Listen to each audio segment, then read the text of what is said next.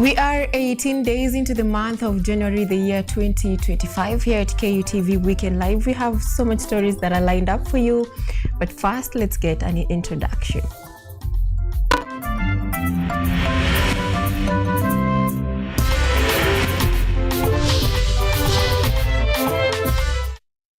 This is Weekend Live with Ochieng, Cynthia.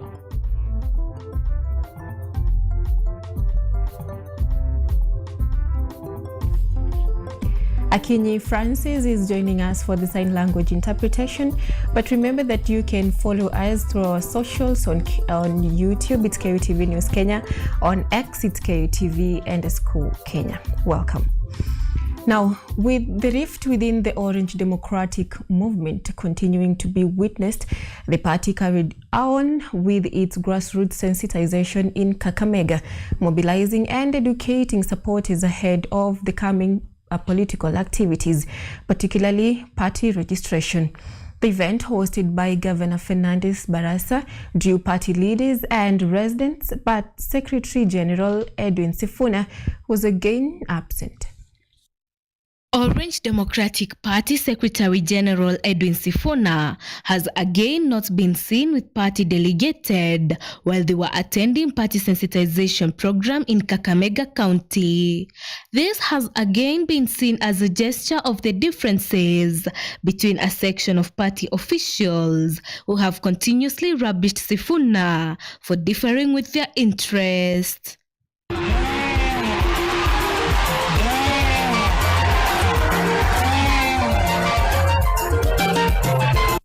Speaking in Kakamega County, ODM party leader Oburu Odinga has called on residents to start registering with ODM party, for it will give them a stronger voice in shaping the party's agenda and leadership. Oburu has stated that Kakamega remains a key political stronghold and called on residents to stay united, actively participate in party affairs, and support grassroots structures to ensure the party remains responsive to the needs of the people. Na mimi ninawahakikishia ya kwamba tukiendelea na mkitupatia support na tukiongea na hao wengine hatutakuwa wanyonge. Tutaongea na tutahakikisha ya kwamba chama kikubwa kushinda vyama vyote Kenya imepata haki yake. Kwa hiyo mesa imepaka vilivyo mpaka tupate haki yetu. According to Oburu Odinga, ODM is already layering the groundwork for the 2027 general elections by reaching out to potential allies, noting that the party aims to be part of a broad-based coalition government. Serikali tuliingia kwa dirisha, lakini sasa hii ambayo inakuja mbele, sisi tutaingia kwa mlango na tutanegotiate na tutahakikisha ya kwamba tumepata nguvu kushinda vile tuko hapa kwa hii broad base. Hii broad base ni kidogo tu, lakini tunataka maendeleo zaidi huko mbele. Meanwhile, members of the Luo community living in Mombasa have called on leaders from the Luo Nyanza region to exercise restraint, unity and decorum. Former Rangwe Member of Parliament George Oner said the tensions currently being witnessed within ODM are a natural outcome of the party's transition following the loss of its longtime leader. What we are seeing are the consequences of the trauma the party is going through. The party lost a pillar who has held it together for 20 years. His absence must cause jitters. The M commands a significant support base and is seeking partnerships that reflect the interest of Wananchi to strengthen its chances of forming the next government. Glory Kadhure, KUTV, Nairobi. Thank you, Glory. Now, moving on, Information Communications and the Digital Economy Cabinet Secretary William Kabogo has criticized former Deputy President Rigathi Gachagua, accusing him of lacking a development agenda and promoting revenge politics. against Kenya Kwanza government. Speaking in Kirinyaga, Kabogo said Mount Kenya is benefiting from the administration, consequently warning against divisive politics, alongside rejecting calls for a single presidential term and urged regional unity. Anakuja kutuambia ati atabomoa manyumba wakichukua serikali.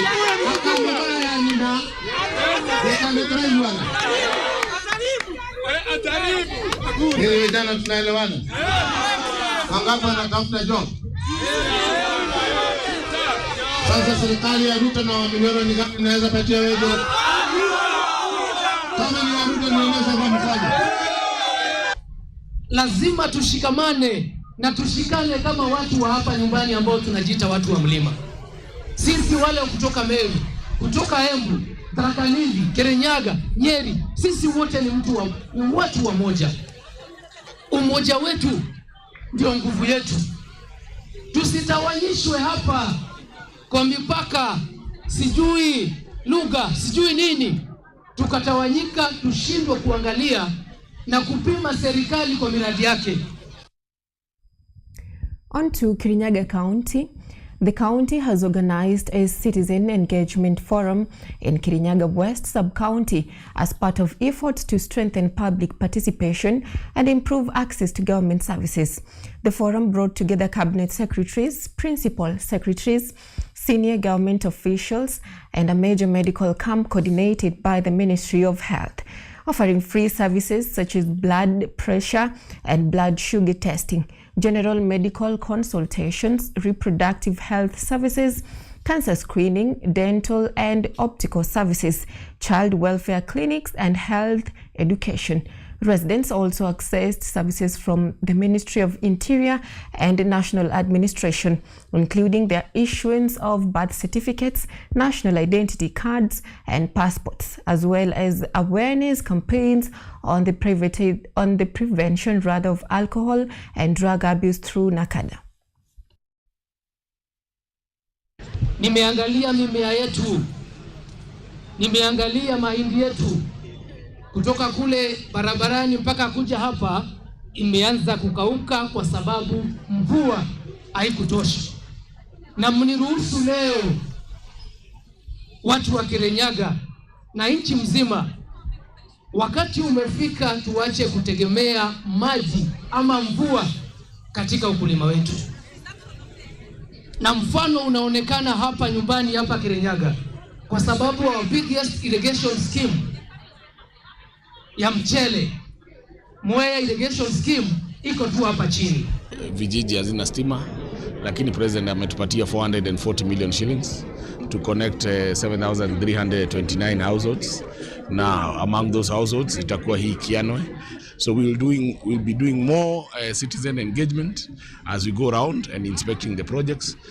Vile hii constituency ya Ndia, kwa hiyo 161 million shillings iko hapa constituency ya Ndia, kwa maana hii constituency ya Ndia na Mwea ndio bado zimebaki nyuma kidogo kufikisha 100% connectivity. Now, a family in Nyamasogota village in Kisii County living in difficult condition has appealed for support from well-wishers, leaders and relevant authorities to help their child continue his secondary education. 14-year-old Caleb Siriba scored 55 points and was called to join Nyambaria School in Nyamira County, but financial challenges has since been an obstacle. Deep poverty has left this family living in fear that their child's dream of continuing with education may be cut short due to lack of school fees and other essential school requirements.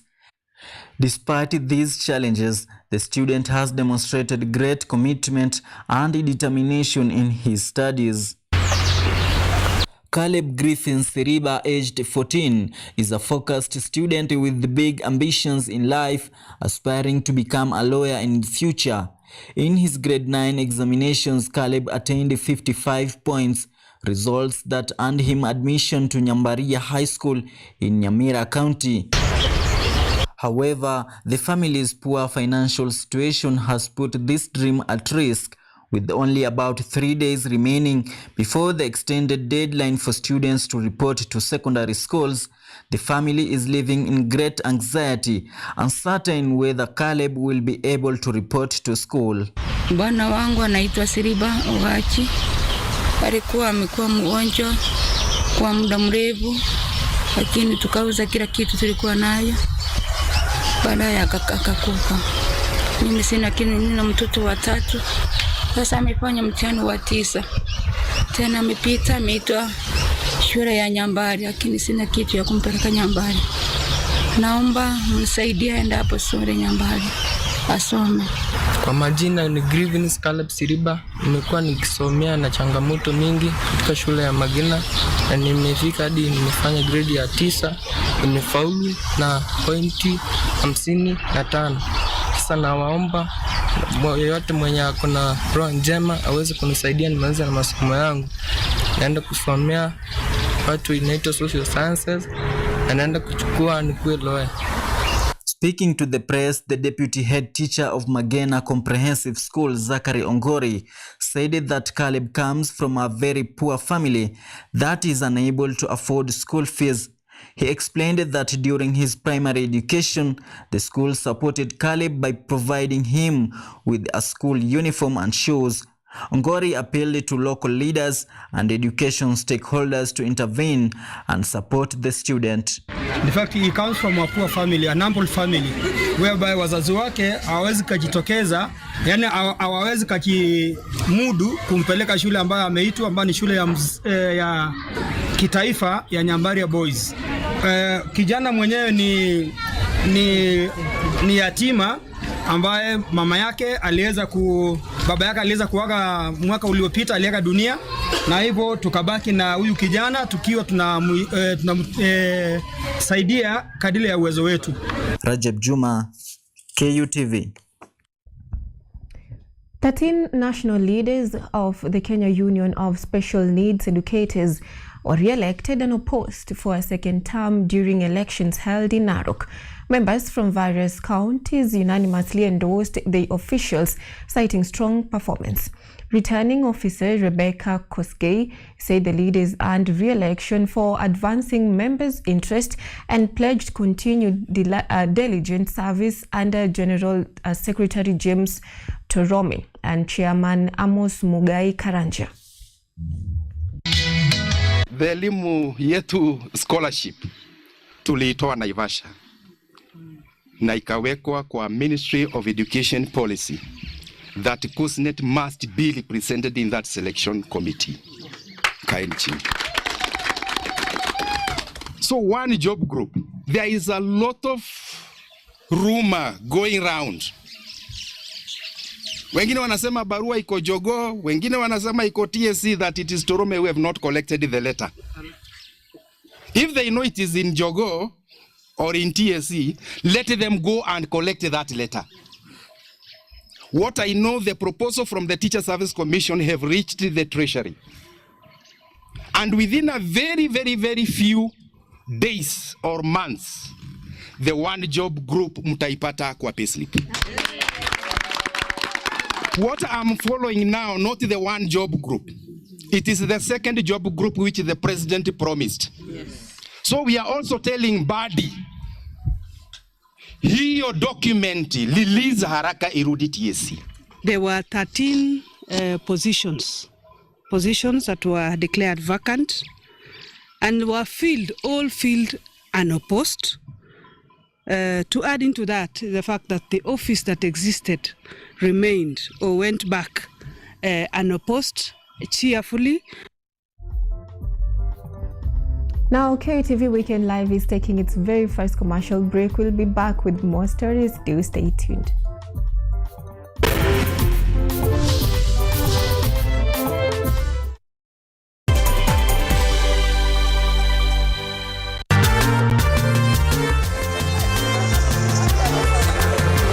Ni nguzo na uso wa jamii.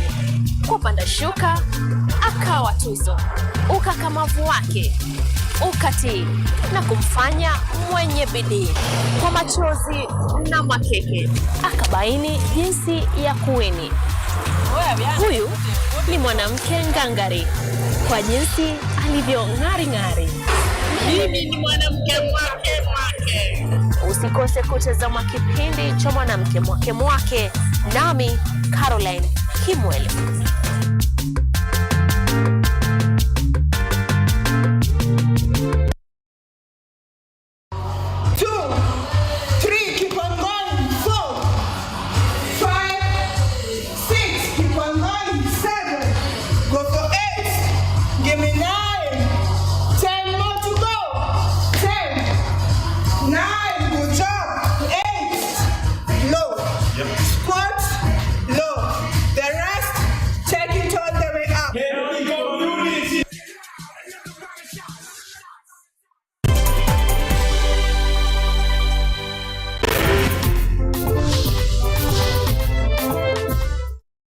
You are watching Weekend Live with Ochieng Cynthia.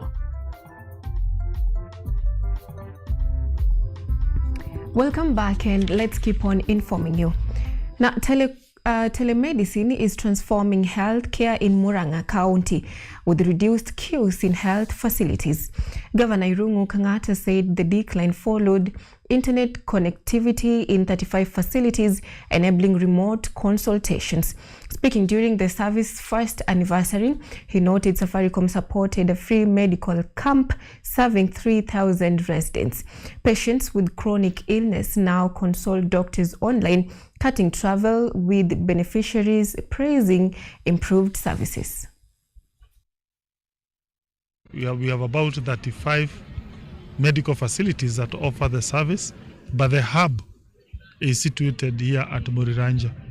Muriranja is a hospital that was on its way to closure because of patients failing to come and seek services there, complaining of negligence. But since telemedicine came, we have seen an upsurge of demand of services there. Na kusema kweli, kwa wakati huu nimepata madawa na nimefurahia. Tumeona mpango huu umepangiliwa kikweli, na madaktari wako wengi, dawa ziko nyingi, na bado tunafurahia hivyo, na Kang'ata aendelea hivyo, na wale walileta hiyo mandawa, Mungu azidi kuwapongeza. Meanwhile, in an effort to increase access to education, a group of Luo professionals in Mombasa by the name Luo Professionals Welfare Association gave out 1.18 million shillings in school scholarship to 61 deserving and talented local children.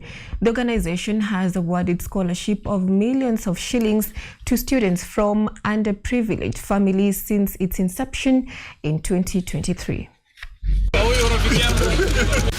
It is an equalizer. It is an equalizer.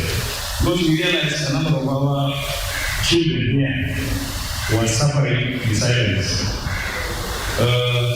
Some of us, for the longest time, we relied on politicians. But when a parent, a mother, a father is not able to pay school fees for his or her children, then the person you can only turn to is a politician. But you all know and understand politicians for what they are. There are those of them who are very reliable. There are also those of them who are not very reliable. So we say, other than relying on boldly on these people, let's also provide a kind of a safety net so that just in case one of us is not able to access a politician, then we are able to take care of it. And that's why we say. Na mimi nataka ku compliment the Luo professionals. You know, you give nothing when you give of your possessions. It is when you give of yourself that you truly give. Lands Cabinet Secretary Alice Wahome has criticized Kiharu Member of Parliament Ndindi Nyoro and opposition leaders for opposing Kenya Kwanza policies and securitization of funds. Speaking at a Thanksgiving service for the Secretary to the Cabinet, Mercy Wanjau, the Kianiu Primary School Wahome said a securitization would unlock funding for stalled national projects, stating that the government is mandated to pursue Kenya's aspirations and will borrow when necessary, citing past Eurobond borrowing.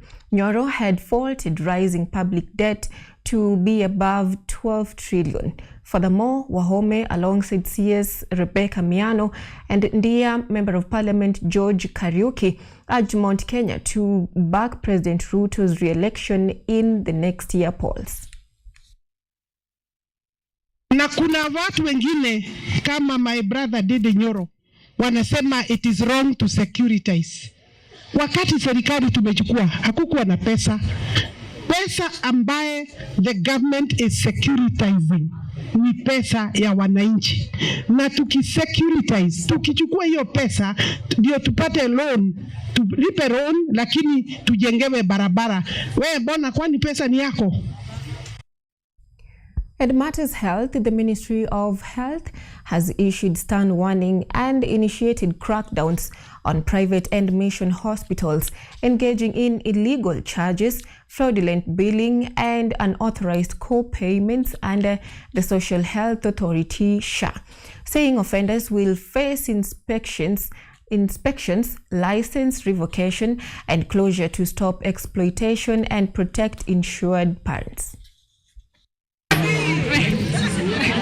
The Ministry of Health has warned private and mission hospitals against illegally charging SHIV patients, with Public Health PS Mary Muthoni threatening closure and license revocations for facility found exploiting insured patients.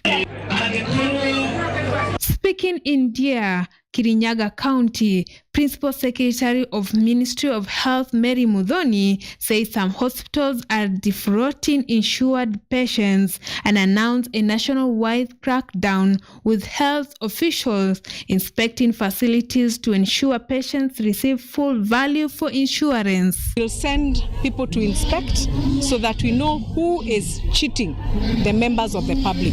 Please do not steal from the ill. Do not steal from the sick.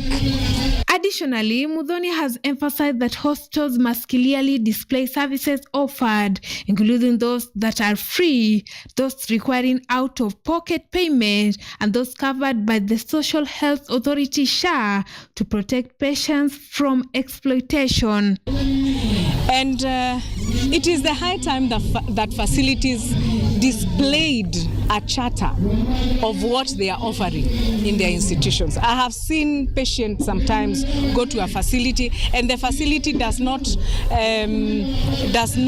give information on what they are offering and what they are not offering. The ministry say strict enforcement will protect patients, restore trust in health insurance, and ensure all facilities comply with Social Health Authority regulations. Rael Makona, KUTV.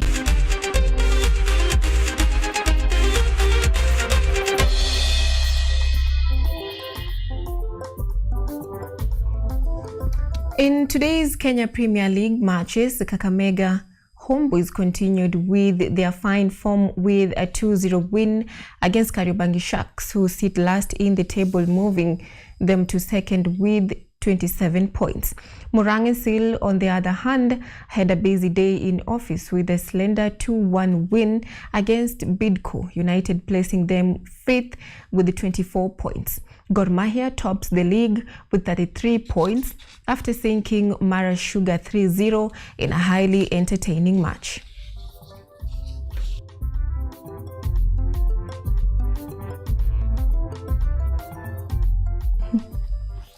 And yesterday's English Premier League action delivered drama and talking points across the board, headlined by a stunning Manchester derby where Manchester United beat Manchester City 2-0 and a new head coach, Michael Carrick, marking a dream start for the former midfielder as the Red Devils showed grit, organization and confidence to outplay their noisy neighbors. Chelsea also enjoyed a solid afternoon, comfortably beating Brentford 2-0 to strengthen their push up the table, while Liverpool were left frustrated at Anfield after being held to a 1-1 draw by Burnley, dropping valuable points in the title and top 4 race.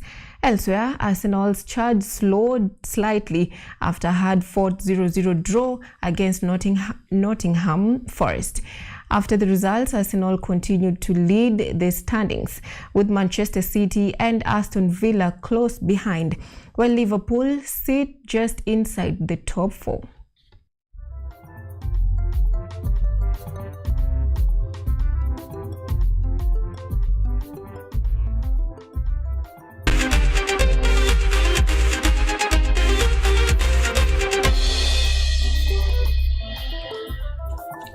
And to my producer, Edward Nyamu, director, Mutegi K. Martin, and of course with me, Akinyi Francis, I say good night. See you next time.